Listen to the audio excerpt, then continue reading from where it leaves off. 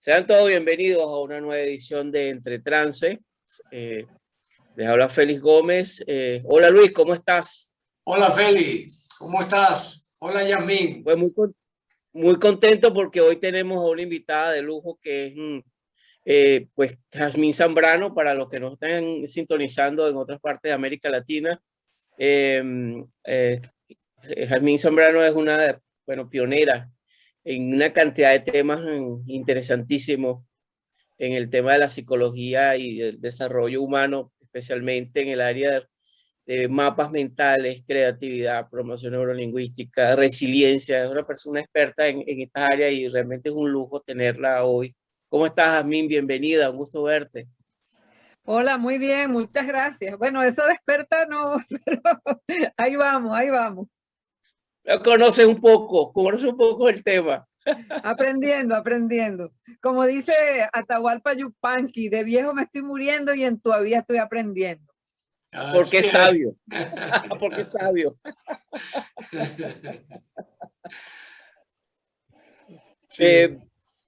Sí. Bueno, el tema de hoy es acerca de lo que es la relación entre creatividad y resiliencia en estos tiempos tan interesantes y tan complejos al mismo tiempo. A mí me gustaría iniciar la conversación, Jazmín y Luis, con ese tema.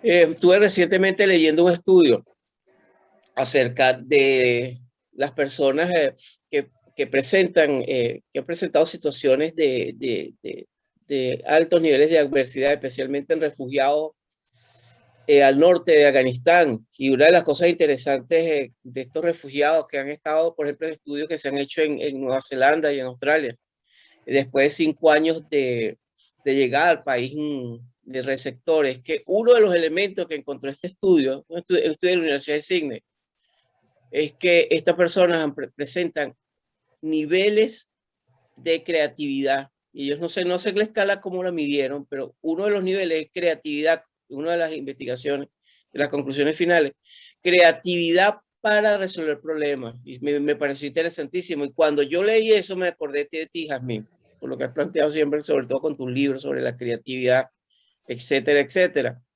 Y el estudio es fascinante porque ellos se adentran un poco más y hablan de que una de las características de esa creatividad es la capacidad de tener diferentes maneras de ver las cosas frente a una situación. No está hablando de mapas mentales directamente, pero llega por otra vía, lo que tienes muchas décadas ya hablándolo. Ni de reencuadre. Ni de reencuadre. Ni de reencuadre. ¿Cómo lo ves, Jazmín? ¿Cómo lo ves? ¿Cómo ves este inicio que te estoy comentando? Bueno, a mí me parece que enfrentar adversidades permanentemente nos lleva a ser más creativos y más capaces de resolver problemas y por supuesto, obviamente, desarrolla la inteligencia.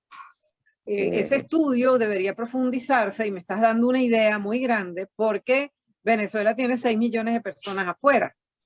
Entonces, puede ser un tema interesantísimo de ver las personas, no solamente refugiados, sino las personas exiliadas, las personas que se han ido, cuando cada vez que se van, se reinventan, se resignifican cosas, hacen esfuerzos. Y también se podía haber visto, no se estudió, pero se podía haber visto cuando vinieron después de la Segunda Guerra Mundial, los españoles, los portugueses, toda la gente europea huyendo de las guerras, etcétera. También estas personas fueron capaces de reinventarse muy rápido y de recuperarse rápidamente. Yo pienso, en primer lugar, que una adversidad te pone a prueba.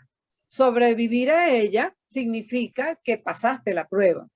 Y una vez pasada la prueba, te vas para otro lado o te quedas en el mismo sitio, pero sin el agente estresor, sin el agente adverso que te estaba presionando y obligando. Entonces, toda esa energía que tú tenías para enfrentar la adversidad es como que hay un grupo, una red neuronal. Vamos a suponer que se estableció una red neuronal para trabajar emergencias y para trabajar adversidad. Entonces se acaba la emergencia, se acaba la adversidad, pero queda la red ahí. Entonces yo pienso que dependiendo de la personalidad subyacente de la persona que esté enfrentando la situación, pueden ocurrir cosas como ser muy creativos en personalidades, digamos, entre comillas, sanas, y también el hecho que ocurrió, por ejemplo, en El Salvador, luego de terminar la guerra civil, ocurrieron muchas cosas, o sea, hubo mucho arte, mucha escritura, una cantidad de cosas, y también al mismo tiempo aquellas personas, pienso yo, que con una personalidad psicopática subyacente, se crearon entonces las famosas maras, las famosas pandillas, porque era una gente que no sabía hacer otra cosa sino pelear. Eran personas muy jóvenes que desde niños habían estado peleando, entonces no habían tenido la forma sana de enfrentar una adversidad. Entonces ocurrió eso en ese caso. ¿Qué podíamos nosotros hacer? Por ejemplo, un trabajo para sanear esas pandillas, esas maras que después se trasladaron a otros países, sobre todo Estados Unidos, y han hecho de verdad muchísimo daño a todo nivel. Entonces, ¿qué podríamos hacer? Yo pienso que, por ejemplo, en El Salvador podría haber como una especie de programa de rescate de esas personas, así como Julia Kristeva está haciéndolo en Francia. Julia Kristeva es una búlgara, parisina de origen búlgaro, o sea, búlgara que vive en París, psicoanalista, y Julia está trabajando con jóvenes que vienen de haber pertenecido a asociaciones fundamentalistas tipo Al Qaeda, de este tipo. Entonces son jóvenes franceses, algunos de origen árabe, otros simplemente franceses. Ella hace un análisis interesantísimo de por qué estos jóvenes se metieron en estas asociaciones. Y bueno, ella llega a una conclusión sobre la base del análisis de la sociedad occidental. Ella dice que la cultura occidental no ofrece ese cielo, eso que ofrecen otras culturas, no tiene alternativas, digamos, interesantes para la juventud, y entonces la juventud se mete en cosas de este tipo. Fíjate a dónde hemos llegado con todo lo que estamos hablando, ¿no? Es muy interesante porque ser más creativo después de vivir una situación adversa, si no estoy bien orientado, podría llevarme a una situación negativa. Si estoy bien orientado y, por ejemplo, hay un programa asociado a los refugiados que los oriente, que los lleve, que los incite a trabajar, a estudiar, a resignificar todo lo que vivieron, a recabar experiencias de eso que vivieron, entonces podría ser que una situación adversa me lleve a mí posteriormente a ser más creativo, porque yo, estando en una situación adversa, estoy permanentemente transformando la realidad que estoy viviendo, y al salir de esa realidad, entonces me queda esa energía para transformar la que estoy viviendo en este momento y ser mucho más creativo y utilizar esa energía para cosas constructivas. Qué bueno, qué interesante lo que estás planteando.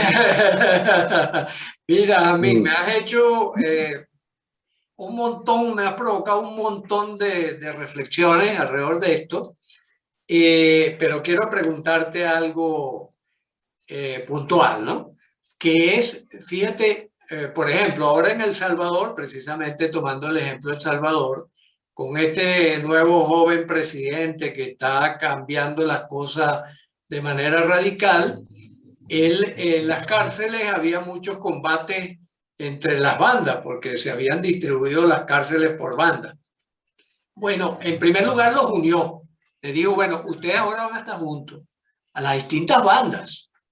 Ustedes ya no van a estar por grupo, ustedes van a estar todos mezclados. Y los tiene fabricando uniformes de médicos, enfermeras y militares. Ese es parte del plan que este joven está desarrollando. Entonces, me pregunto, eso va como en la línea de lo que tú dices, de asignarle un rol, una cosa. Y la otra reflexión a lo que me llevó es que hace unos cuantos años atrás, yo vi un par de sobrevivientes de los campos de concentración nazi. Y estas personas lo que estaban era, a pesar de que eran productivos y tal, no dejaban de pensar diariamente en los horrores sufridos, ¿no? Entonces, fíjate cómo conducir la emocionalidad, ¿verdad? En este caso, por ejemplo, en que una tragedia, una situación, una migración, ¿cuál es la emoción que lo va a acompañar? Si yo me acompaño esa emoción, por ejemplo, del miedo, del recuerdo de lo trágico, voy a ir a una emoción terrible, ¿no? Si yo lo acompaño de la curiosidad de cómo fue que yo salí de eso y cómo ese modelo lo puedo utilizar para otra cosa, ¿verdad?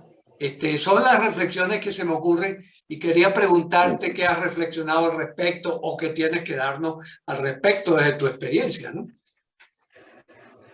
Bueno, yo pienso que había que empezar a hacer lo que está haciendo Cristeva, es muy interesante, y que hay que hacer programas para eso, para no solamente como lo que hizo Reuben Forestein, que un rumano que tomó a los niños productos de la guerra, productos de campos de concentración.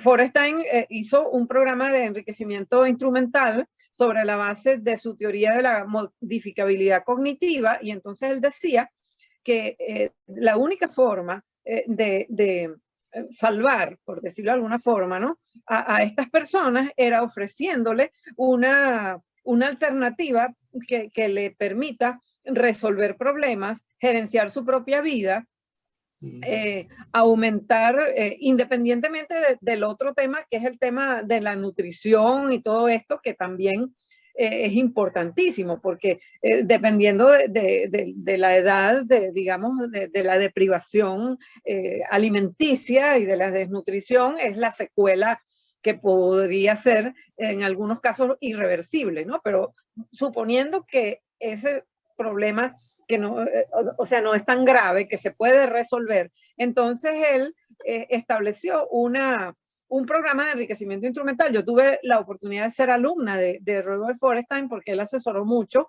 acá al proyecto del desarrollo de la inteligencia.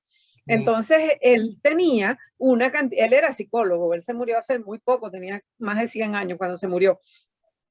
Él tenía una parte que era la reestructuración cognitiva y la reestructuración emocional. Entonces, volver a eso, porque es cierto que mucha gente olvidar eso, pero eso no se puede olvidar, es imposible olvidarlo. Lo que hay que hacer es resignificarlo. Entonces, por ejemplo, si tú sufriste una adversidad muy grande y estás ante una nueva adversidad que no es tan grande como la anterior y pudiste salir de la adversidad anterior, desde el punto de vista emocional, tú te puedes, si yo superé aquello, esto no es nada para mí.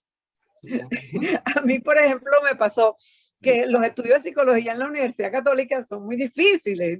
A todo el mundo le costaba pasar, a todo el mundo lo raspaban. Nosotros éramos 500 y terminamos 27. Cuando yo estaba haciendo el doctorado en Estados Unidos, yo decía, si yo pasé psicología en la Católica, yo esto lo puedo pasar. Entonces, a mí todo se me hizo fácil, realmente, ¿no? Entonces, creo que pasa por ahí. O sea, la emocionalidad de la persona, dándole las herramientas, no para que ese recuerdo, no para olvidar, porque no es imposible, sino para que ese recuerdo me genere a mí una red neuronal de larga duración en la cual ese sea, en vez de ser una limitación, sea un recurso para mí.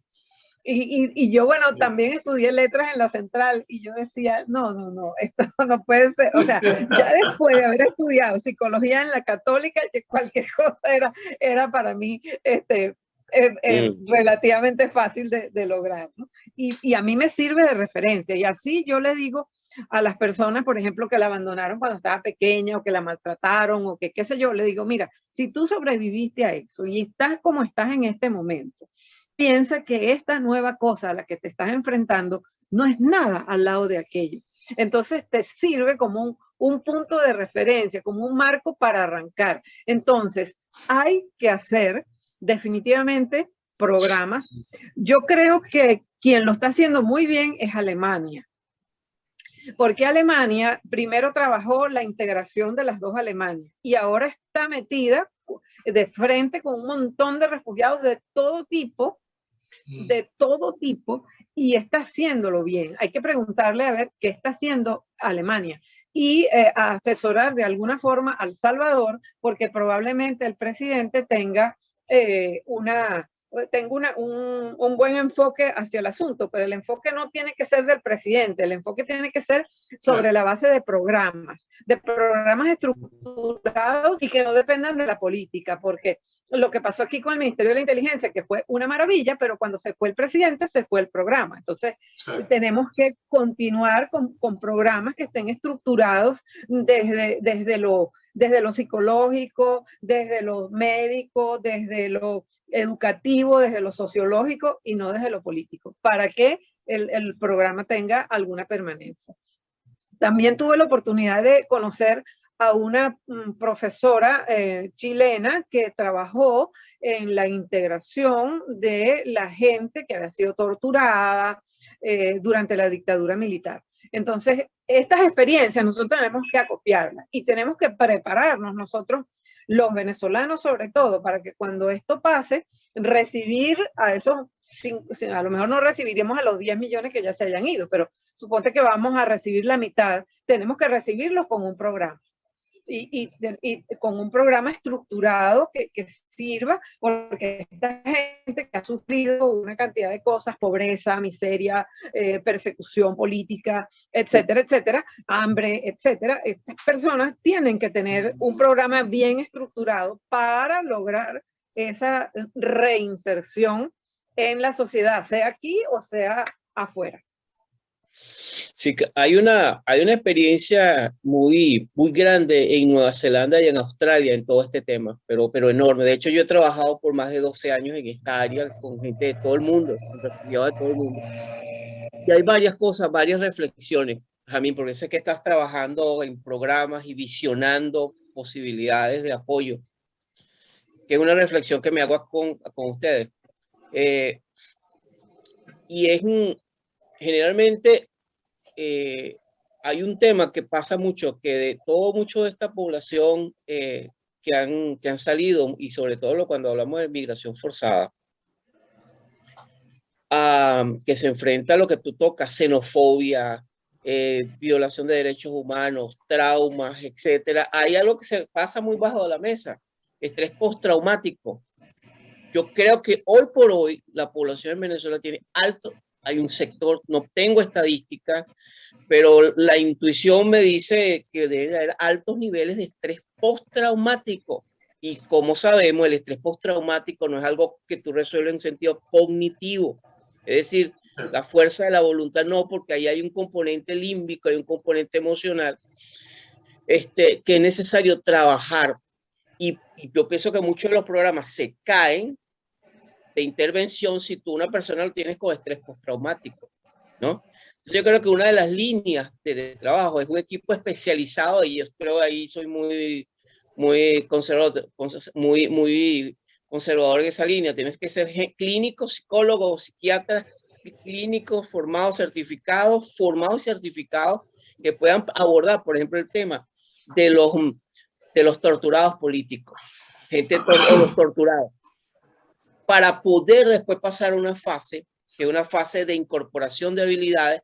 Y hay un elemento que es crucial, y no sé qué opinan Luis y tú, Jazmín, que están muy metidos en esta área de trabajo, de intervención psicosocial, que es que aparte tiene que haber unas instituciones en un contexto económico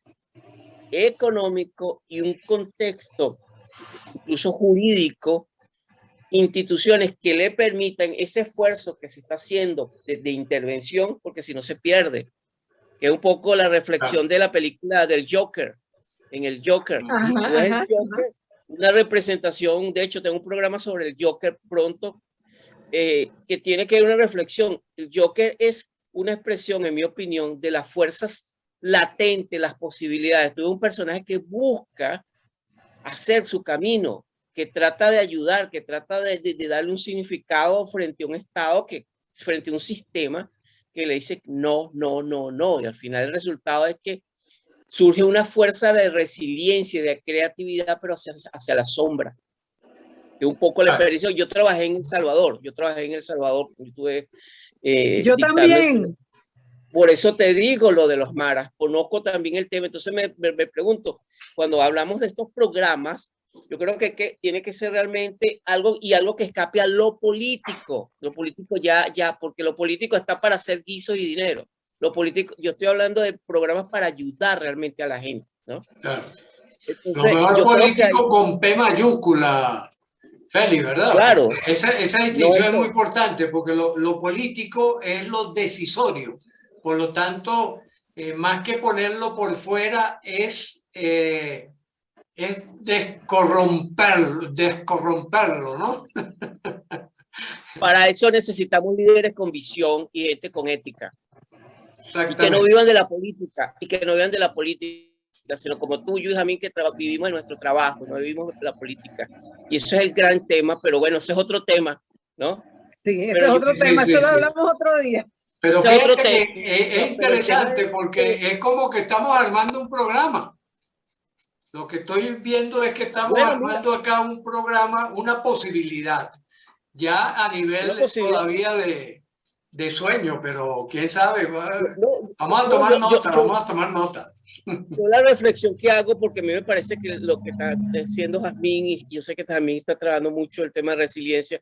Por ejemplo, Luis y Jazmín, hay una organización, les voy a mandar el link, se llama START.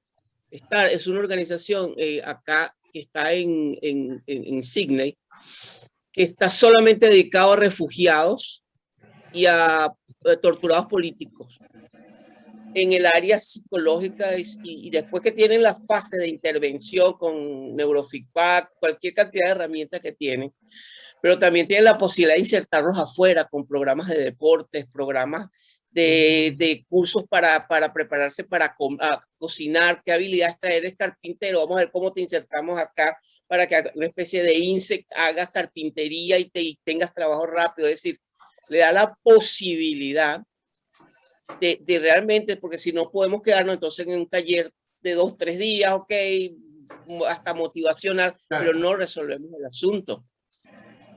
Mira, yo en el año 92 creo que fue, o 91, cuando se terminó la guerra en El Salvador, yo en esa época era más músico que psicólogo, pero siempre fui psicólogo. Pues yo tenía mi consulta, pero yo estaba en varios grupos musicales.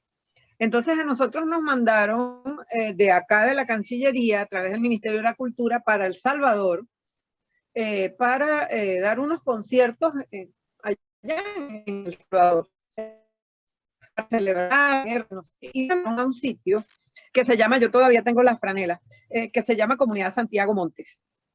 La Comunidad Santiago Montes estaba formada, ahí estaba Abdelnur, estaba Médicos Sin Fronteras, UNICEF, etcétera, etcétera.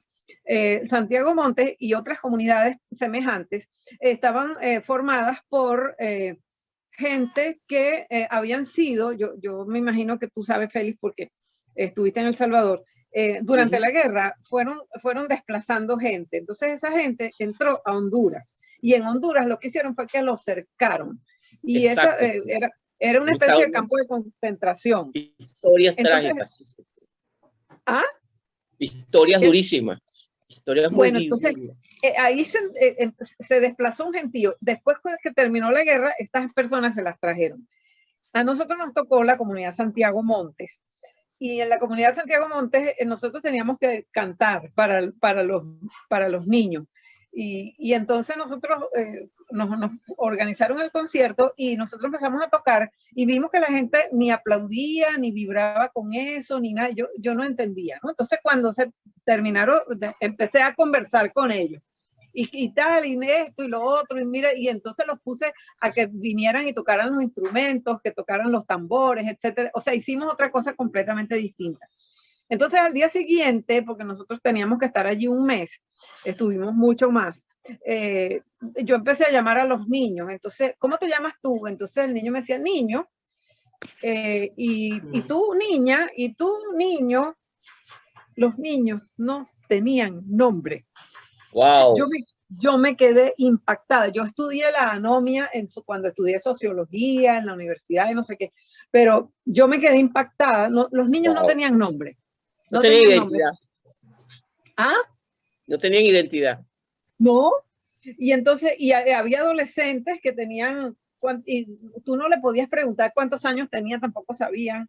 Que comían tierra, comían hierbas, comían ratones, bueno, X. Entonces, estas personas, yo le dije a los muchachos, nosotros éramos 4, entonces yo le dije, mire, vamos a cambiar, vamos a hacer cosas distintas. Entonces, una de ellas era profesora de teatro y una de las integrantes del grupo, el otro era ingeniero y el otro era músico nada más, y yo, bueno, psicólogo. Entonces, y hacíamos unas reuniones con los niñitos, los pasábamos buscando por toda la comunidad y los llevábamos. Entonces le pusimos nombre a todos, Ramón, Alberto, José, no sé qué, a todos le pusimos nombre y los llamábamos, y entonces hacíamos como tipo como Pavlov, ¿no?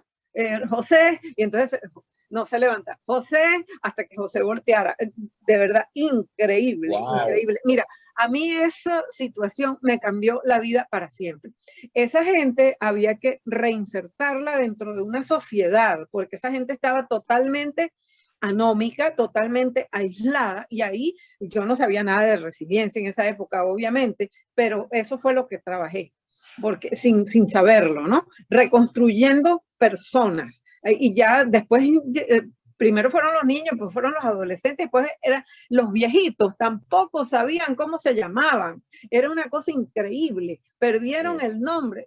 ¿Cómo te llamas tú? Se me olvidó. Y tenía 50 años, más o menos. O sea, tú te das cuenta que no era una persona vieja. Entonces, ese trabajo que se hizo en El Salvador, yo pienso que debió haberse extendido para que no pasara, claro, ellos no previeron eso que iba a pasar, para que no pasara el tema de las pandillas, porque el tema de las pandillas pasó porque esa gente se quedó sin trabajo y lo que hizo fue lo que sabía hacer, que era asaltar. Entonces, por ejemplo, tú después de las 6 de la tarde no podías andar por las carreteras, y creo que eso todavía permanece en El Salvador. Entonces, saber, en primer lugar, resiliencia es un poco también adelantarse a lo que va a pasar y no dejar que vuelva a pasar, por ejemplo. Entonces yo pienso que nosotros, por ejemplo, aquí en Latinoamérica, debemos aprender de ese trabajo que están haciendo en Nueva Zelanda y en Australia y del trabajo que está haciendo Alemania, porque yo no sé cuál es el trabajo, pero estoy segura que lo está haciendo, ¿no? Entonces, porque si no tuvieran el tema del éxito como lo tienen con los refugiados, que no tienen tanta delincuencia, y hay una cantidad de cosas muy interesantes al respecto. Entonces yo pienso que nosotros, ese potencial que trae una gente después de haber vivido una situación tremenda, hay que de inmediato ponerle nombre, ponerle a trabajar, ponerlo a usar esa energía, porque esa energía está ahí.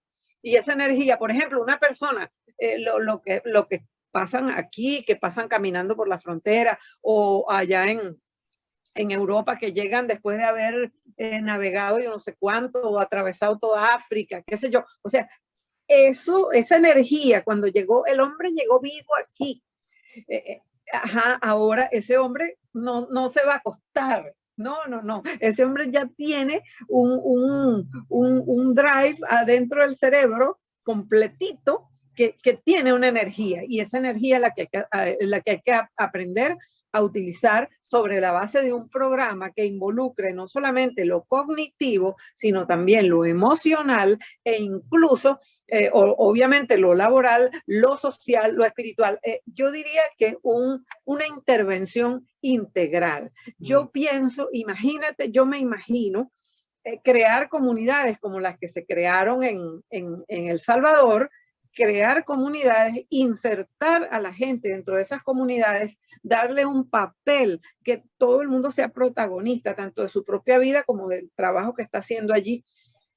Y bueno, estoy lanzando una idea de un programa que uno puede hacer, tipo, claro, para eso se necesitan muchos recursos. Pues si tú vas a crear, como hicieron en El Salvador, vas a crear una ciudad, vas a crear una comunidad, traes la gente, y entonces ahí hicieron escuelas, hicieron dos o tres fábricas, hicieron toda una iglesia, por cierto, católica. Entonces llegaron los evangélicos y les permitieron también que se instalaran, o sea, libertad de cultos, ¿no? Total, que son las religiones pues más populares en nuestro continente. Entonces se instaló y nosotros bautizamos a todos los niños. Yo tengo ahijados en El Salvador, como tú no tienes idea. Nosotros después volvimos, 2 años después de eso, nos mandaron de nuevo para que de alguna forma viéramos cómo había terminado todo esto. Y bueno, la comunidad estaba bastante bien instalada, solo que, bueno, tenían el problemita de las que no se trabajaron, pues esa parte no se trabajó, y por eso fue por lo que las consecuencias fueron esas, y consecuencias bastante trascendentes para toda América, sobre todo para Centroamérica y Norteamérica, porque México también está invadido con ese tema. Entonces pienso que la resiliencia por sí sola tiene que ir acompañada de una cantidad de otros recursos, de la psicología, de la educación, de la pedagogía, de la medicina, de la sociología, del trabajo social, que tan poca importancia se le da en nuestros continentes. Qué importante es el trabajo social, el trabajo social como una base para reinsertar a las personas de forma sana en comunidades sanas. Hablé mucho. No, excelente, excelente, ¿no? Y creo que estás hablando de un tema que es, yo diría que desde el punto de vista de la epistemología del siglo XXI es lo que está sobre el tapete, que es convergencia de saberes. Convergencia de saberes para poder tejer la vida, ¿no? Ese tejer, ¿no? Estás planteando, oye, un programa donde la resiliencia requiere ese tejido. Ahora, como tú decías al comienzo, hay personas resilientes per se, vamos a usar temporalmente esa grosería porque per se, ¿verdad? Y personas que no logran, sino que se van por el lado, digamos, de las emociones negativas, el estrés postraumático, la patología, y no logran salir adelante. ¿Qué caracteriza a esas personas? Esa persona ya como individuo que se sobrepone a esa tragedia y que logra salir adelante a pesar de no contar directamente con esa posibilidad como lo que ustedes hicieron en El Salvador, ¿no? Antes de que me conteste, se me ocurre también otra reflexión que es interesante, ¿no? Fíjate cómo florece o cómo floreció las artes, la ciencia, la cultura después de la Primera Guerra Mundial y después de la Segunda Guerra Mundial. Quizás fue una respuesta resiliente de Europa, ¿no? Como conjunto, ¿no? Pero si puede contestarme las dos cosas o una por el una. Boom, el baby boomer. Nosotros somos baby Los boomers. baby boomers, exacto. Eso somos nosotros, producto de esa explosión de la guerra. Bueno, porque es que yo pienso eso, que si tú estás en un estrés, ya va, pero te voy a responder lo primero, que si hay gente resiliente per se, Mira, hay gente, sí, que es resiliente de forma, digamos, natural. Yo no creo eso. Yo creo que todos somos resilientes. Solo que algunas personas de alguna forma se dejan derrumbar por todas las cosas que le han pasado, se dejan derrumbar y no tienen redes de soporte y de contención que eventualmente les vayan señalando que sí es posible salir adelante. La resiliencia antes se pensaba que era eso, que era algo que se tenía o no se tenía. Y ahora, o sea, tú puedes hacer incluso, hay algunos test por ahí, unos cuestionarios, unos inventarios, que si tú eres resiliente o no. Ahora, ¿qué pasa? Que es como, dije la palabra inventario porque ya los tests están como obsoletos. Entonces es un inventario de conductas que yo tengo que me hacen resiliente. Entonces, ¿qué hago? Leo el inventario, si son, suponte, 50 preguntas y de las 50 preguntas yo tengo 5 nada más, quiere decir que me falta mucho para ser resiliente, porque se ha estudiado previamente, las personas resilientes tienen estas características. Las características que ya sabemos, ¿no? Las características emocionales, las características cognitivas y las características éticas y morales. Entonces, de esas tres grandes categorías hay una cantidad de elementos allí que forman parte de lo que podría significar ser resiliente. Entonces, si yo hay 45 que no tengo, quiere decir que me falta mucho y puedo ser una persona vulnerable, capaz de, y eso se podría de alguna forma predecir. Eso no está hecho. Bueno, hay algunos inventarios, pero hay que hacerlo. Mira, estamos ahorita hablando de eso y podemos trabajarlo. Entonces, ¿qué hacer con una persona que le faltan esas 45? Bueno, en vez de enseñarle a hacer mapas mentales, a aprender matemáticas, enséñale primero esa parte. Enséñale primero, por ejemplo, autoconfianza, autoestima, autoevaluación, la capacidad metacognitiva de saber cómo hago lo que hago, creatividad, solución de problemas, principios, normas, responsabilidad, valores. O sea, y todo eso se puede enseñar, gracias a Dios. No es que tú naces con los valores y si no los tienes, naces con carisma. No, todo eso se aprende. Todo se aprende, gracias a Dios. Entonces, hagamos un programa en el cual yo le enseñe primero a la gente que está, porque, por ejemplo, nosotros aquí en Venezuela estamos desarrollando lo que Seligman podría llamar desesperanza aprendida. Que es que yo no voy a hacer nada porque haga lo que haga, no va a pasar nada. Entonces ya no hago nada, no voy, no manifiesto, no pido mis derechos, no hago esto, no hago lo otro. Entonces me quedo allí y entonces, ¿qué pasa? Me convierto en una persona vulnerable, manejable y completamente falta de resiliencia. En cambio, si yo vivo resignificándome y necesito cada vez más cosas para resignificarme, entonces cuando ya no tenga nada que resignificar porque está todo resuelto, entonces ahí es donde vienen las neuronas desempleadas que se ocupan y ahí es donde tú te tienes que ocupar de la persona. Yo me acuerdo que yo tenía una hermana que ella vivía en Canadá. Digo vivía porque ya ella no está en este plano. Ella cada vez que venía para acá me decía, mira, a mí me encanta venir para acá, porque aquí yo tengo que estar pendiente de todo. Allá yo tengo todo resuelto. Allá no me tengo que preocupar que me van a robar de la cartera. Aquí, cuando yo llego aquí, toda mi atención se pone pero vigilante para resolver todas las cosas que se me podrían, los imprevistos que se me podían presentar. O sea que nosotros somos expertos en vivir en la incertidumbre, pero ¿qué podemos hacer aparte de hacer eso? Oye, si tenemos todo resuelto, no es que nos vamos a morir en el aburrimiento, sino que, por ejemplo, si tuviera más cosas resueltas de las que tengo, escribiría más libros. Entonces, ¿qué es lo que me gusta hacer?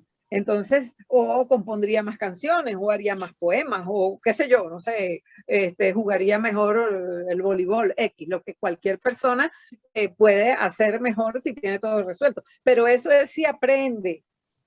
Porque claro, si no, entonces viene el aburrimiento. Hay que enseñárselo. Esas cosas hay que enseñárselas a las personas. Porque las personas, puede ser que algunas las descubran o las vean en un modelo y dice, ah, mira, el niño, la mamá era alcohólica, el papá era maltratador y mira cómo él salió de bueno, pero a lo mejor tenía un maestro que lo motivó. Entonces no salió a los padres, o los padres eran tan desastres que él no quería ser como los padres, entonces fue y se fue para el lado opuesto. Pero son casos aislados. Lo otro hay que enseñarlo. Al grueso de las personas hay que enseñárselo y las personas lo aprenden, gracias a Dios. Y eso lo hizo Fogelstein, lo hizo Boris Cyrulnik, que es también un sobreviviente de campos de concentración y que fue el primero, digamos, en plantear el término resiliencia, así como se está planteando en este momento, sí. O sea, actualmente, como de la forma como nosotros lo concebimos en este momento. Entonces, Cyrulnik, que está vivito y coleando, pueden ver el video en YouTube, está muy interesante su video, plantea, bueno, en su libro El patito feo, bueno, es un cuento muy, muy hermoso de resiliencia, un patito, ¿verdad? Criado en un contexto de patos, era muy feo, pero cuando crece se convierte en un cisne. Entonces, bueno, ahí tenemos la imagen, la oruga convertida en mariposa y todo el caballito de mar que se autofecunda. Bueno, tantos animales que nos muestran eso. La naturaleza también es resiliente, el universo es resiliente, se replica, se multiplica, resuelve. Gaia no está viendo si te quiere o no te quiere. Si tú le molestas, te saca. Así de simple. O sea, ese amor por la madre tierra, sí, hay que tenerlo, pero la madre tierra no te quiere tanto. La madre tierra, por eso es que tú tienes que ser resiliente y cuidarla. Claro. No da boca de vez en cuando, ¿no? Y así son los padres de uno. Los padres de uno se equivocaron en una cantidad de cosas. Nosotros como padres nos hemos equivocado montones de veces. Y bueno, y eso no está mal, está bien que te equivoques porque no te lo sabes todo. Entonces, cuando aprendemos a aprender de nosotros mismos y de las equivocaciones de otros, de las equivocaciones de nosotros, y a resignificar todo eso y a convertirlo en algo constructivo, entonces podemos usar la resiliencia de manera creativa, que es justamente el tema que porque entonces nos estamos moviendo, estamos haciendo magia. ¿Cuál es la magia que estamos haciendo? La magia de transformar el plomo de la adversidad en el oro del renacer. Una bella metáfora alquímica, ¿no? Sí, no sé cómo se me ocurrió. Exacto, pero eso es la búsqueda eterna, ¿no? Alquímica porque yo vengo de trabajar el tema con Magali Villalobos de las brujas y el arquetipo de lo que pasó en el medioevo, etcétera. Entonces, por eso, pero tuve que estudiar algo de eso. Mira, hay un tema enorme que de algo que para mí es fascinante como psicólogo, que es Philip Zimbardo. Philip Zimbardo, el profesor de Stanford de los años 70, que desarrolla en Stanford ese experimento impresionante sobre guardias y prisioneros, ¿no? Todos estudiantes, casi todos estudiantes de la Universidad de Stanford, pero también de la comunidad, muchachos, todos de familia, muchachos conservadores, muchachos, pudiéramos llamarlos según como él relata cómo hace el experimento, ¿no? O sea, la selección. Y como al quinto día él entonces les da uniformes, crea una cárcel ficticia, pero una cárcel donde da roles tanto a los prisioneros como a los guardias, y al quinto día tiene que suspender el experimento, porque el experimento se le fue de las manos, y quien para el experimento no es Philip Zimbardo, es la que era su novia en ese momento, que era una estudiante de doctorado. Le dice: tú te has convertido en un monstruo, ¿qué estás haciendo tú con esos chicos?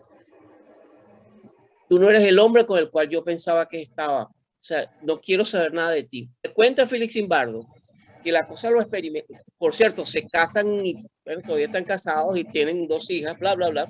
La historia es que él dice: ella fue un ángel para mí porque me salvó de mi propia falta de visión. Pero ¿qué nos deja Philip Zimbardo en el libro El efecto Lucifer, de Lucifer Effect?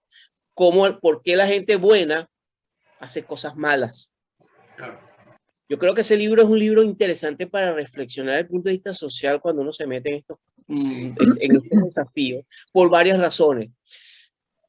Philip Zimbardo, voy a ser muy breve, pues, por razones del tiempo. El punto es que él se dedica a partir del experimento del 70, 72 o 74, 40 años se dedica a la experimentación, básicamente al estudio de la maldad, pero la maldad desde el punto de vista social.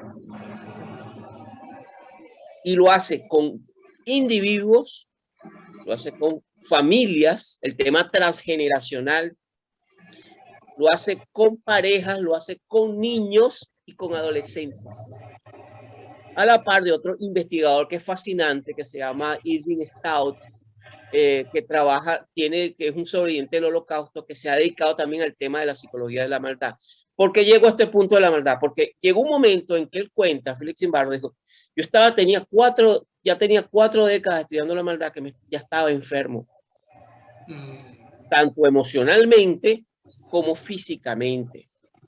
Y Philip Zimbardo, los últimos tiempos, ha dado un vuelco enorme. Tiene un proyecto que se llama Heroic Imagination, imaginación heroica, que dice, bueno, pero si todo esto que yo he acumulado durante toda mi vida de investigación, lo convierto ahora en programas para ayudar a los chicos desde muy jóvenes, desde las escuelas, a convertirlos en héroes. Y entonces dice, bueno, el héroe, y él usa una capa cuando ya está viejito, ¿no? Philip Zimbardo, por supuesto. Y él usa una capa, un personaje fascinante. Philip Zimbardo para mí es un tipo muy interesante.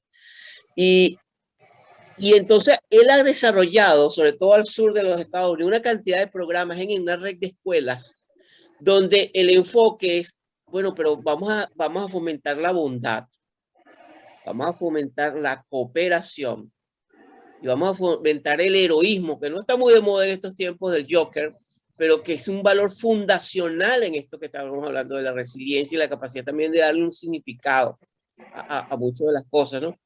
Entonces, yo creo que eso también es fascinante porque el proyecto se ha abierto y entonces le enseñan a los niños que no es que tienes que hacer cosas como Superman, a lo mejor es sencillamente ayudar a una señora, a una anciana, ayudarla en el autobús a subirle las bolsas. Cosas como esas es las que están midiendo. Y ha sido interesante porque lo que ellos han medido, por ejemplo, en 6 meses de intervención en diferentes escuelas donde hay grandes dificultades, donde hay niveles como hay pobreza, desempleo, drogas, han visto una experiencia muy interesante, o sea, como resignificar todo este tema de, bueno, del tema de la maldad, que existe, pero ¿qué pasa si esta energía, que es psicológica, que es emocional, que es neurobiológica, le vamos dando un cauce, que es un poco lo que plantea también, qué hacemos con estos chicos que están armados, pero que no lo hacen porque es que no han tenido padres, que no han tenido papá, no han tenido mamá. La mamá ha sido el hermano mayor y el revólver han sido los primeros encuentros con el mundo. Entonces, es un desafío enorme, pero también yo pienso que pudiera ser una pista también dentro de estas revisiones para proyectos futuros, ¿no? ¿Qué piensan ustedes? ¿Qué piensas, Jamín, de esto? Bueno, a mí me está dando vuelta la cabeza con todo esto, porque para mí, o sea, yo creo que el mundo, de alguna forma, está en este momento en un punto, como decía, turning point, punto crucial, en un momento de inflexión. O sea, hay un momento de inflexión ahorita. Nosotros ya en Venezuela estábamos en ese momento de inflexión, porque el momento no es un momento, es un momentum, ¿no? Momentum, exacto. Ajá.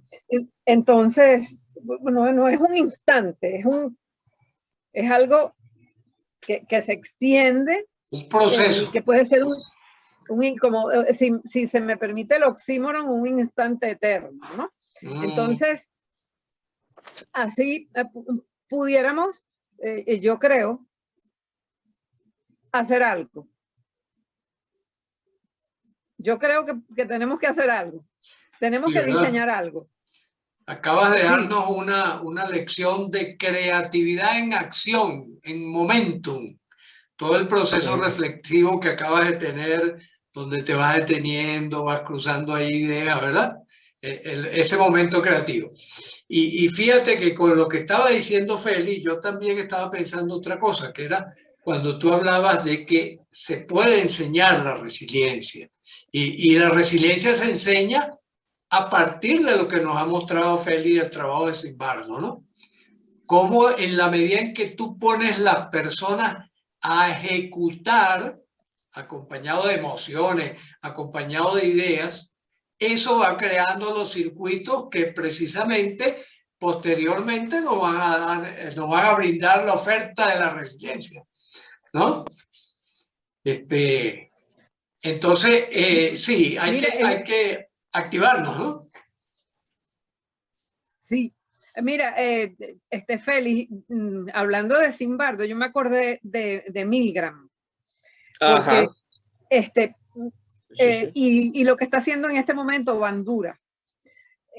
Bandura hizo un análisis del experimento de Milgram, bueno, para las personas que nos están escuchando, fue algo que se hizo y que se basó, no lo voy a explicar mucho, pero que se basó en torturar a las personas, infligirle dolor y tortura a las personas sobre la base de una orden que daba alguien, que era el experimentador. Para hacer el cuento corto, el sujeto del experimento no era sometido a ninguna descarga eléctrica, sino que era un actor que, o sea, para que la gente no crea que es que estaban torturando a la gente.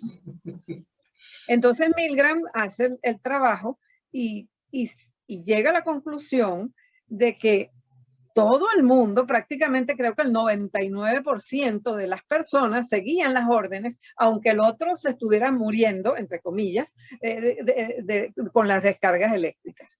Entonces, Bandura hace un análisis de esto y sigue adelante con este trabajo y hace lo que él llama la desconexión moral, la teoría de la desconexión moral, en la cual él dice que las personas, porque estaban obedeciendo órdenes, son capaces de hacer las cosas más terribles, así como el experimento de Stanford, más terribles que se puedan hacer, y después dice que no es su responsabilidad. Entonces, estas personas se desconectan moralmente de la víctima, entre comillas, y son capaces de hacer cosas atroces, y por otro lado rescatan un gatito chiquitito y se lo llevan para su casa. Él también hizo ese trabajo, observó y contó gente en Afganistán, en otros lados, y él está haciendo lo que él llama reconexión moral, o sea, conectarte con la compasión, con el amor, con todo esto. Entonces, hay gente que lo está haciendo. Seligman también lo está haciendo, lo hizo, ¿cómo se llama? Anteriormente Forestein, Cyrulnik, o sea que hay mucha gente que está haciendo muchas cosas. Entonces, ¿por qué no nosotros hacer una cosa bien creativa, bien constructiva y asociada a, yo diría, que lo que tenemos más cerca, pues personas venezolanas que están afuera o las personas que están aquí adentro, que también están pujando, y en esas me incluyo, ¿ok? Y que necesitan de alguna forma un programa de reconexión con la esencia, o de como lo que hace Kristeva también. El trabajo de Kristeva es muy interesante, y Kristeva es psicoanalista, entonces es bien interesante lo que hace la Julia Kristeva, ¿no? No hay mucha documentación, pero si buscan en internet van a conseguir el trabajo de Julia Kristeva con estos jóvenes que vienen de grupos fundamentalistas islámicos, básicamente, ¿no? Y así yo pienso, ¿qué podemos hacer? Bueno, empezar a activar algo, diseñar algo que no sea un trabajo de investigación, sino un trabajo más de intervención. Obviamente la intervención estaría basada en una investigación, o sea, cuáles son las necesidades de estas personas, que no es qué es lo que nosotros le damos a dar, sino qué es lo que las personas necesitan. ¿Cómo Claro. enseñar, por ejemplo, resiliencia? ¿Cómo enseñar? Primero, yo haría un inventario de conductas resilientes basadas en lo que ya está estudiado y haría un proyecto piloto para validar ese instrumento. Y después de ese instrumento, pasárselo, hacer el programa, pasar el instrumento a personas que han vivido situaciones de tortura, de exilio, de esto, de lo otro, lo otro, lo otro, y hacer un plan piloto y empezar a actuar y a esparcir, ¿cómo se llama? ¿Cómo se llama? Sí, sí. Ahora yo estoy pensando en inglés. Extender, sí, sí. Amplificar, bueno, cualquiera de esos términos, sí.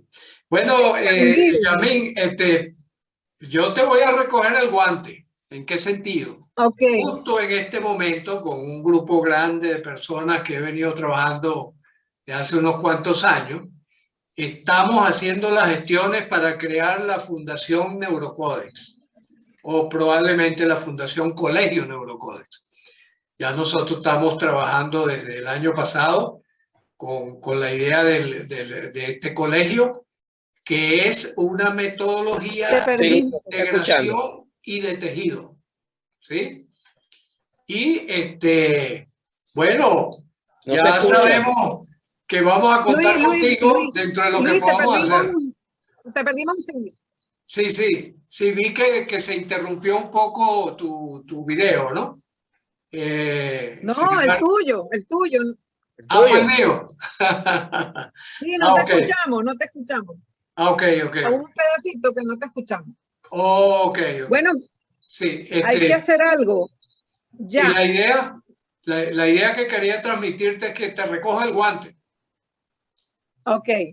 Y recoge el guante desde la posibilidad que estamos desarrollando en este momento de crear una fundación precisamente para trabajar con un modelo integrador de la asistencia global y total a los seres humanos. Y entonces, y me parece que lo que tú estás planteando es el camino. Es el camino.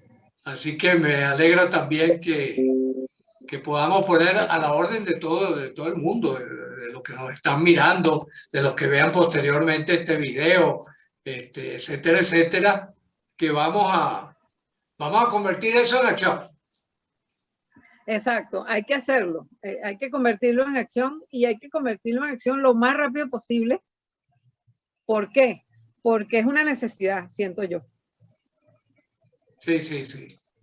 No sé qué dice Feli al respecto. No, que ahí, yo creo que ahí lo bueno e interesante de ese tipo de proyectos es que hay experiencia. Hay experiencia. Hay una música allí, árabe en el fondo, o china, no sé. Ya la quité. Es que la computadora mía hace lo que quiere cuando quiere. No, lo interesante, lo fascinante es que hay ya pruebas, ya hay trabajo.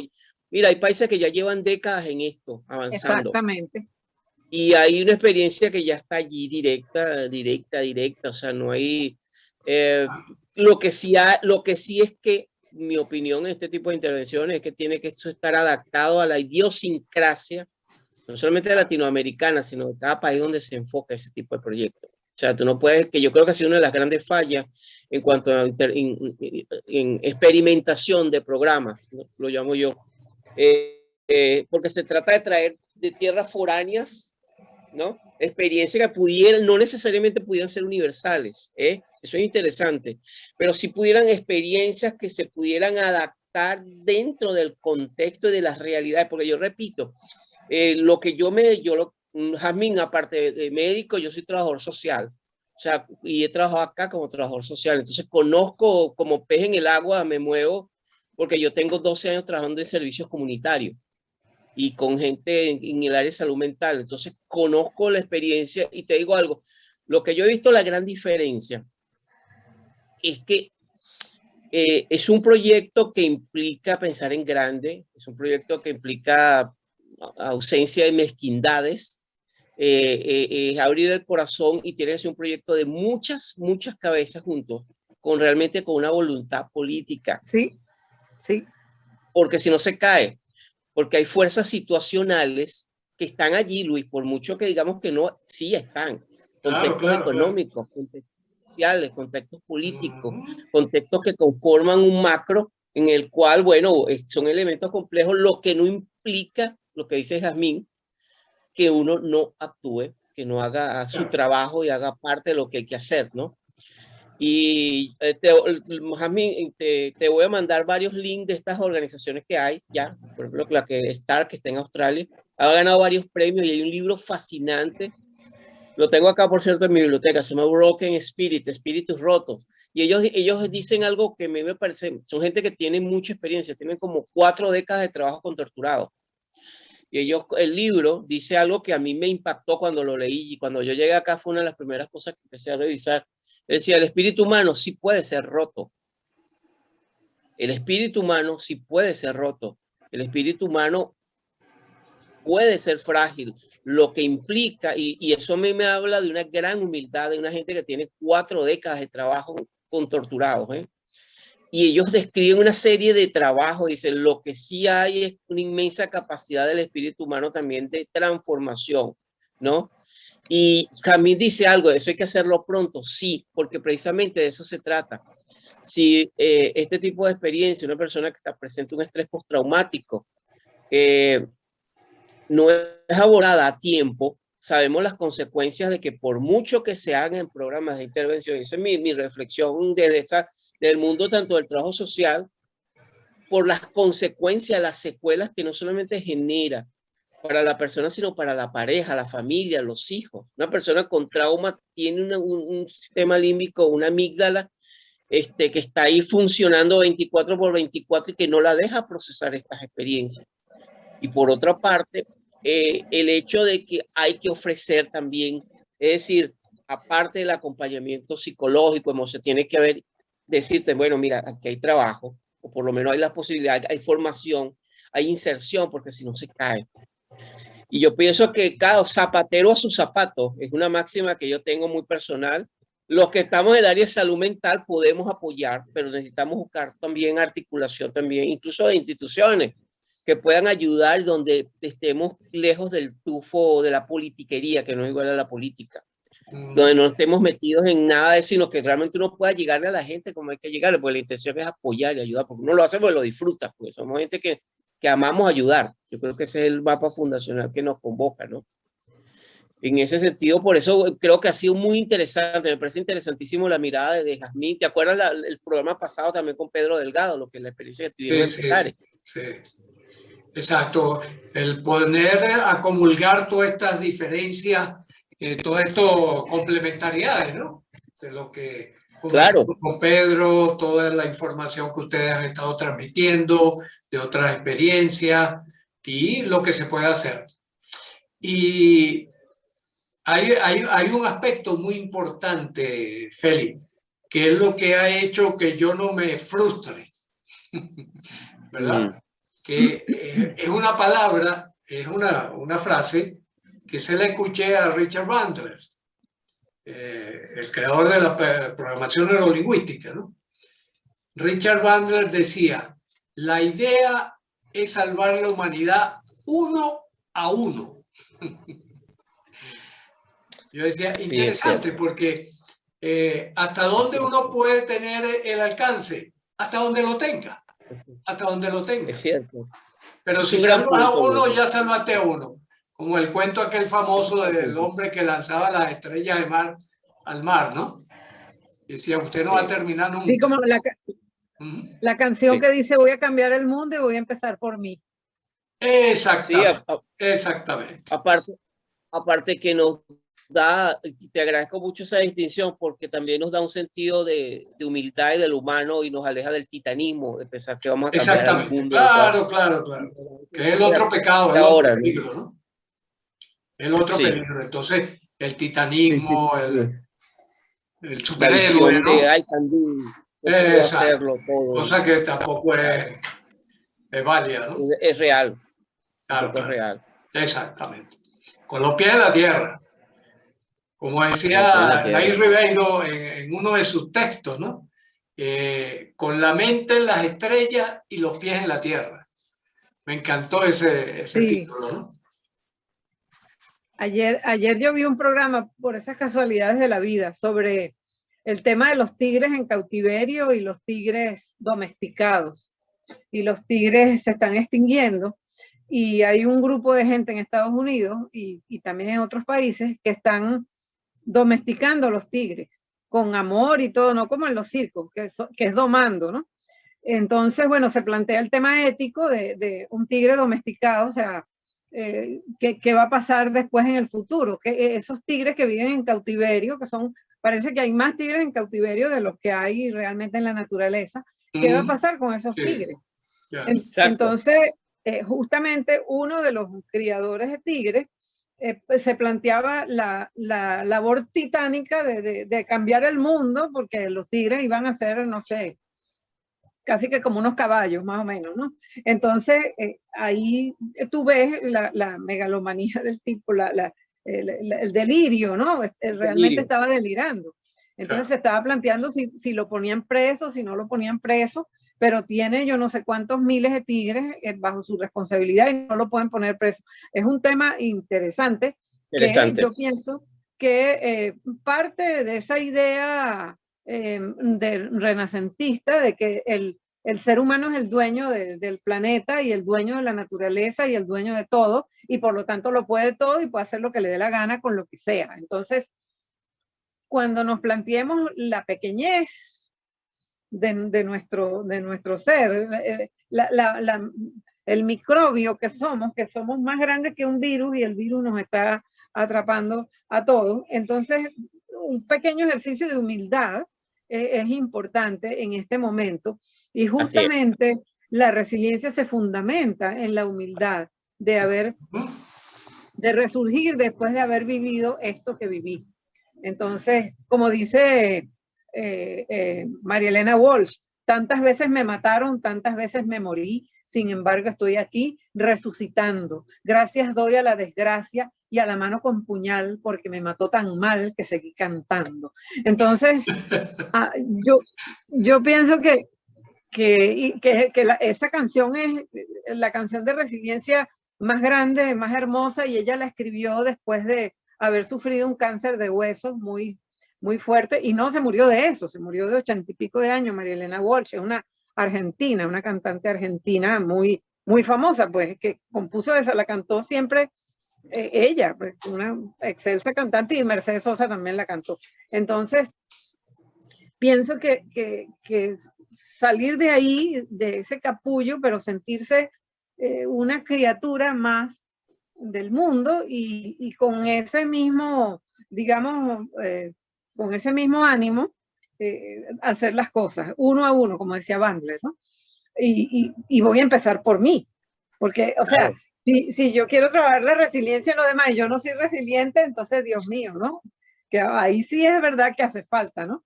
Hay cosas, por ejemplo, cuando tú vas a poner una inyección, tienes que estar lo más lejos posible de la sustancia. Pero cuando te vas a enseñar amor o resiliencia, tienes que estar embarrado de la sustancia. Entonces, no, y que hay una cosa en la cual uno, que es yo me enamoré de ese término, que es congruencia. Ajá. La congruencia sana, la congruencia viene de adentro hacia afuera. Es un proceso que viene entre esa alineación entre tu emoción, tu pensamiento y tu acción, pero viene desde adentro, no desde afuera, no está impuesto desde afuera. De lo contrario es la imagen, ¿no? La pantalla, el Instagram, donde todo el mundo es feliz, ¿no? Pero creo que lo interesante de esto es que precisamente hay algo fabuloso, el papel de la adversidad como De hecho, los estudios están allí, personas que han enfrentado, no voy a generalizar porque sabemos toda generalización, pero vamos a encontrar, pues no es 100%, pero personas que han sido expuestas a la adversidad, desarrollan músculo, lo pasa en los niños que han enfrentado adversidades tempranas, desarrollan y muchos, la inmensa mayoría, los estudios están clarísimos, muestran claridad, por ejemplo, de independencia, de cocinar, de preparar sus cosas, de planificar por sí mismo, cuando han perdido, por ejemplo, uno de sus padres o los padres, eso lo hemos visto, ¿no? Y es decir, yo pienso que con esto que ha pasado y que está pasando, yo tengo un sentido bien, es una mirada que tengo. Yo creo que está ocurriendo ahorita una gran transformación, precisamente porque estamos en ese momentum. No lo vemos directamente, pero es como cuando tú vas manejando y estás manejando con neblina. Tienes que tener cuidado, poner las luces, etcétera, etcétera. Pero por lo menos en cuanto a esto de las personas que en estos 8 o 10 millones de venezolanos que hemos salido fuera. Yo tengo 14 años que no he regresado a Venezuela, por ejemplo. Tengo 14 años que no he visto a mi madre y a mi padre, por ejemplo, por decirte algo. Y creo que ha habido un proceso alquímico de transformación. Alquímico como metáfora psicológica, donde yo lo veo, por ejemplo, en mi hija. Mi hija, cuando conversamos, las cosas, la manera como yo miro las cosas y la manera como ella las mira, y las cosas que le pasan en la escuela y las cosas que pasan con los amigos, que también vienen muchos de ellos de otras culturas, de diferentes culturas, con diferentes experiencias de traumas de los padres, etcétera, etcétera. Pero más allá, la vida sigue. La vida se sigue transformando, la vida sigue fluyendo, ¿no? Y yo creo mucho, apuesto mucho esto de lo que es la transformación cultural cuando uno está expuesto a experiencias de este tipo.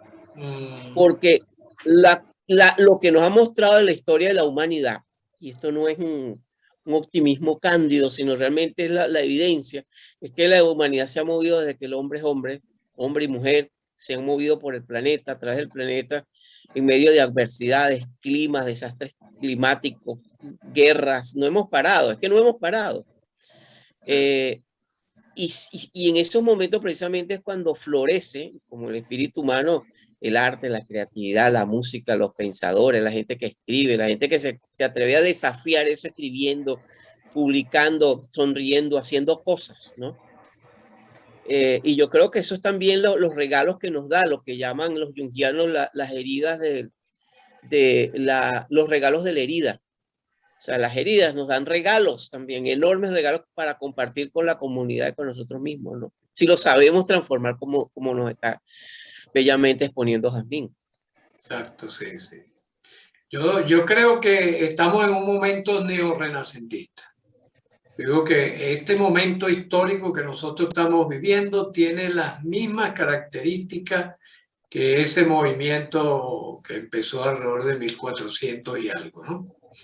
En donde un salto tecnológico de alcance incalculable está obligando a redefinir los pensamientos, las emociones, los sentimientos y las acciones. Es decir, a redefinir quiénes somos y lo que somos. Así como decía Yasmín, ¿verdad? Que en el Renacimiento, en el primer Renacimiento, como me gusta llamarlo a mí, se creó la idea de que nosotros éramos el centro del universo. Ahora, la nueva epistemología, el nuevo paradigma es nosotros somos un elemento de un tejido complejísimo que podríamos llamar multiverso. Y eso nos obliga a redefinir. Nos obliga a redefinir nuestro papel, nos obliga a redefinir nuestro alcance, como dice Yasmín. Somos más chiquiticos que el coronavirus con respecto a lo que es la vida. Pero jugamos un papel fundamental. Somos seres de transformación y que tenemos la capacidad de transformar, como le digo yo a la gente, de transformar la materia. Hay que aprovechar, Luis, hay que aprovechar eso. Luis, para darle un toque de integración de polaridades entre tú y yo Yo veo más bien esto como el regreso de una neoedad media, como diría Ítalo Calvino. Pero vale, son puntos de vista. Y bueno, depende qué pase, ¿no? Porque fíjate que con el Renacimiento surgen los movimientos religiosos, surge la Contrarreforma, ¿no? Claro, Precisamente claro. como una resistencia Mira, a que no voy a avanzar, ¿no? Luis, y que Creo que es el aspecto de la acuérdate, resiliencia que estábamos hablando, ¿no? ¿Qué ruta tomaremos? que Los terraplanistas. Exactamente. acuérdate que Por ejemplo. la edad media la gente, bueno, muchas lo asocian con el oscurantismo, pero es que la edad media fue una edad fértil. Fue una edad donde se generaron, fue la madre del Renacimiento. Para que el Renacimiento se dio, fue una edad media. Y yo lo que veo es una neoedad media con tecnología del siglo XXI, pero vamos, esa es mi idea del mundo en este momento. Claro, en este momento sí estamos todavía en el medioevo, ¿no? Pero bueno, no, todavía no. vislumbramos es un renacimiento. No, yo estamos regresando a lo que yo veo. Pero claro. lo que yo veo, ojo, cada quien tiene su mapa. Bueno, desde el punto de vista político, si se fundan las comunas, el fundo, regresaríamos al feudalismo. Sí, pero claro. Sí. Son las tensiones, ¿no? Las tensiones de la vida. El pequeño feudo. Yo estoy hablando más que en términos de bloques geopolíticos, pero eso es otro tema. Por un poco lo que yo estoy viendo en Asia y el Pacífico, lo que se está moviendo acá entre India y China, las tensiones entre India y China, y cómo yo no veo ese despertar. Yo lo que veo es un tiempo donde la resiliencia es donde hay que agarrarse, y yo creo que de ordenar, y yo creo que es eso. Me decía un amigo poeta español, fantástico, es un tipo fantástico. Y él me dijo una vez, mira, Félix, estamos hablando precisamente del tema de la Edad Media y del Renacimiento y de estos tiempos, bla, bla, bla, bla. Y me dijo, me regaló una bella frase y me dijo, mira, Félix, yo te voy a ser honesto, yo no creo mucho en las salidas colectivas. Yo más bien creo en las salidas individuales, por eso creo en el arte y creo en estas posibilidades de hacer cosas, la música y hacer cosas así, porque al fin y al cabo, yo creo que efectivamente, pues un tema de, bueno, la mejor manera de yo poder ayudar a otros es ayudándome, es teniendo un plan, es conectándome con la belleza del mundo, que afortunadamente hemos tenido la posibilidad de desarrollar esas habilidades, de conectarnos con un atardecer, de conectarnos, tú, Jamín, que tienes el privilegio de estar en el Ávila, de mirar el Ávila, de mirar esa maravilla que es el Ávila. Tú, Luis, que estás allí viendo ese volcán maravilloso que me comentaba. Yo estoy acá viendo cosas diferentes y siempre me agarro. Viendo canguro, el monstruo de Tasmania. Yo quiero ver un canguro. No, viendo playa y viendo, ¿sabes? Yo me agarro de cada flor que paso, de una flor, yo me agarro de una estampa, yo me agarro de una imagen, yo me agarro para poder conectarme también con lo que sí tenemos, que es generativo, ¿no? Y yo creo que eso es la belleza también de lo que es la resiliencia. Ayer precisamente estoy metido ahorita en un tema de los supercómics, por un programa que tengo ahorita que voy a hacer sobre el Joker y Batman, bla, bla, bla, etcétera. Pero el punto es que también, por ejemplo, la resiliencia de los cómics, la imaginación activa, la capacidad de imaginar personajes, la capacidad de crear en nuestro mundo, pues mundo fantástico. Yo creo que ha sido eso esencial para cuando uno habla con sobrevivientes de traumas, ¿no? De gente que ha trascendido. Sí. Bueno, Feli, vámonos despidiendo. Lamentablemente, Yasmín, quisiéramos continuar, pero ya estamos en contacto. Ya estamos en contacto, ¿sí? Y esto se va a convertir en un programa de acción. Eso queda garantizado. Bueno, sí, con Jamín es inagotable. Podemos hacer cualquier cantidad de programas con Jamín, y realmente gracias a mí por estar en un... ¿Cómo está Tita y Frodo? Que no te he preguntado. Ah, bueno, no, Frodo se murió. Oh, no sabía. Sí, hace tiempo ya. Tita sí anda por ahí. Ahorita estaba aquí. Tita. Oh, sí, claro. Sí. Vamos a a grabar una despedida de Jamín. Ah, bueno, ¿qué quieres que te diga? Lo importante es mantener el norte, tomar conciencia de quiénes somos, sentir que aunque seamos una criatura muy pequeña del universo, nuestra contribución es importante. Y hacerlo, yo la llamé, ella vino. Y hacerlo en la medida en que podamos. Y hacerlo de la mejor forma y hacerlo primero, como decía Félix, y como decía tú también, Luis, desde nosotros. Y después,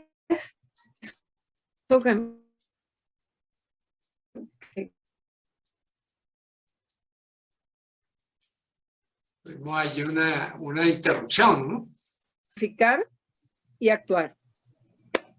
Yo estoy dispuesta. Efectivamente. Donde quiera que sea. Maravilloso. Maravilloso. Muchas gracias, Jamín. Y seguimos en contacto y en próximo programa volveremos a entrevistarte. Buscar un equipo resiliente de gente que cada quien haga lo que sabe desde donde lo sabe y que bueno, en esa sinergia maravillosa lograr por lo menos que un pedacito del mundo sea mejor. Ya con eso nos sentimos realizados. Gracias. Un abrazo. Un abrazo grande para todos. Un abrazo, Félix. Gracias, Luis, Jamín, gracias. Nos estamos viendo.